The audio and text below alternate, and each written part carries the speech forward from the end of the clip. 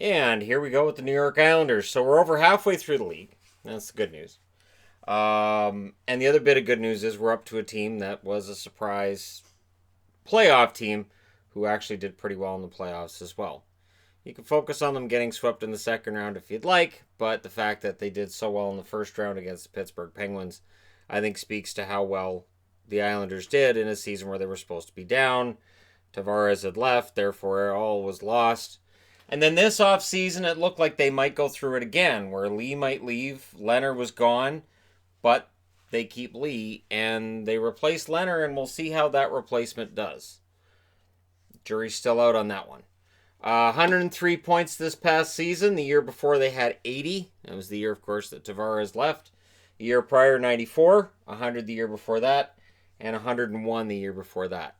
The Islanders are kind of thought as a basement-dwelling team, but really, in all honesty, they haven't been for a while now. I think we're just kind of conditioned to go, it's the Islanders, and not take them all that seriously, even when they're in the playoffs. Now, in goals for, they had 228. That's 21st in the NHL. They're going to need to improve that. The good news is there were a number of players who kind of had low points and goal totals last year, so odds are some of those guys have to bounce back this coming season. Goals against, 196. That was first in the National Hockey League. That's probably going to come more into balance. So they're going to need more goals because I would think they're going to allow more goals. Their goals against probably goes up this year. That being said, with Barry Trotz in charge, who knows? Maybe Barry Trotz has figured out some kind of a magical formula for the Islanders, and we actually see an improvement on the 196 goals against. Now, at the end of October, this team's 6-4-1. At the end of November, this team's 12-9-3. So they weren't making waves the first 2 months of the season and convincing people they were going to be a lot better. They were surprising people, though, and then that surprise became conviction as the months went along. 21-13-4 at the end of December, 29-15-5 at the end of January, 37-19-7 at the end of February, 46-26-7 at the end of March, 48-27-7 at the end of April. Meaning when the season was done, they ended up 48-27-7. So overall, very good record, 103 points, 21 games above 500. They played excellent hockey from December going forward, and it's a matter of being able to do that again this coming season. MVP, I went back and forth on who I thought would be their most valuable player right now, and it kind of has to be Barzal. Barzal's points took a bit of a step back this past season. Of course, he didn't have the sheltering of Tavares. He was kind of expected to do it, and so a bit of a step back, and then the way that the coaching was working, there were fewer scoring chances for the New York Islanders. It was more of a trap style being played. I would expect the reins to kind of loosen up at least a little bit for Barzal, or at the very least, he's talented enough that he'll score more. Goals, I went with Anders Lee on that one.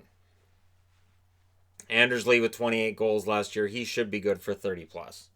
Dark horse, I went with Devon Taves. So if you don't follow the Islanders very much, you may not be aware of how solid Devon Taves was last year. And in all honesty, this past season, he really came into his own, and he looks like he's going to be a full-time NHLer going forward.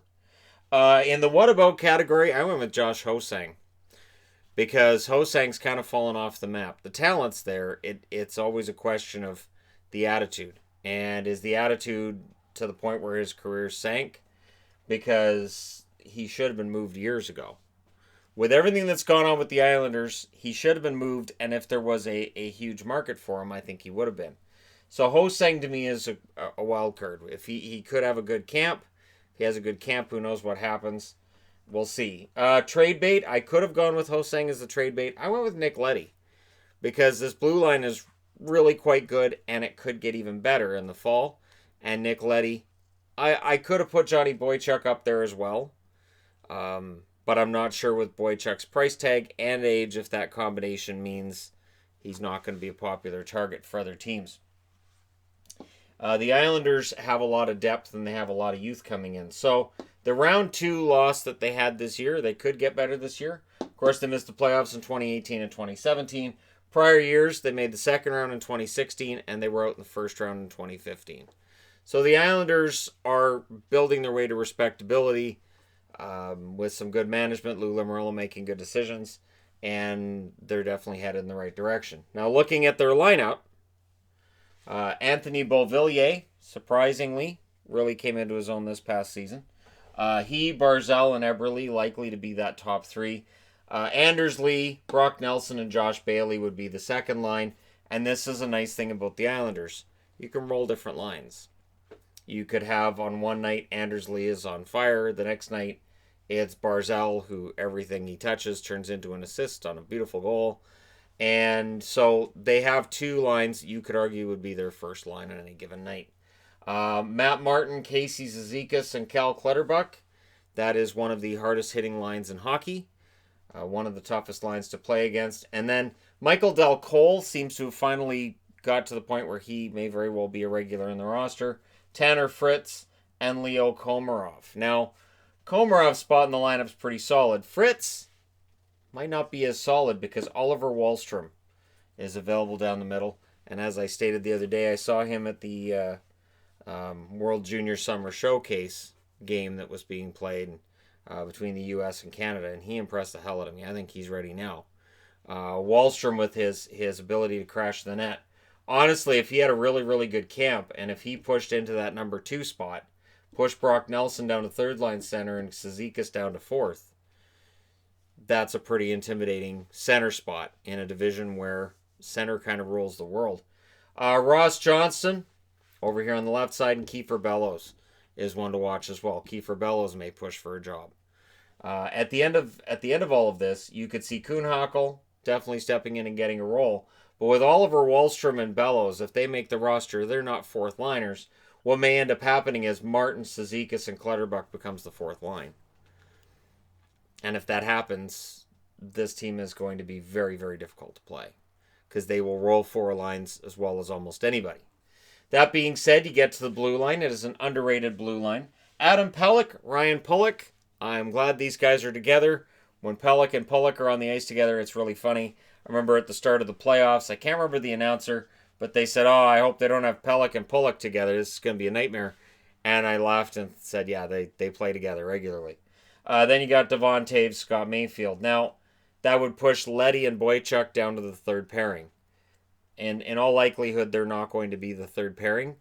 But it's an interesting dilemma if they are. Boychuk, in that, as I said, he's getting older, and with that cap hit, I don't know that there'd be a whole lot of interest if he's available. But Nick Leddy, there could very well be. Now, the one that's not in the top 6 is worth mentioning. Not just Thomas Hickey, who's been very good when he's been in there for the most part. Noah Dobson. So we talked about Bellows and Wahlstrom. What about Noah Dobson making this roster out of camp? It is not completely out of the realm of reality that Dobson ends up pushing his way onto that second pairing with Toews. Mayfield drops to third pairing, and Boychuk finds himself out of the lineup as a number 7.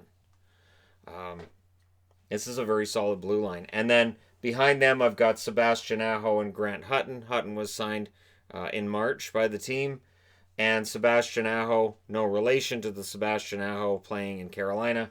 Didn't play any games with the Islanders this past season, but the year before he did, and he was relatively impressive in those games.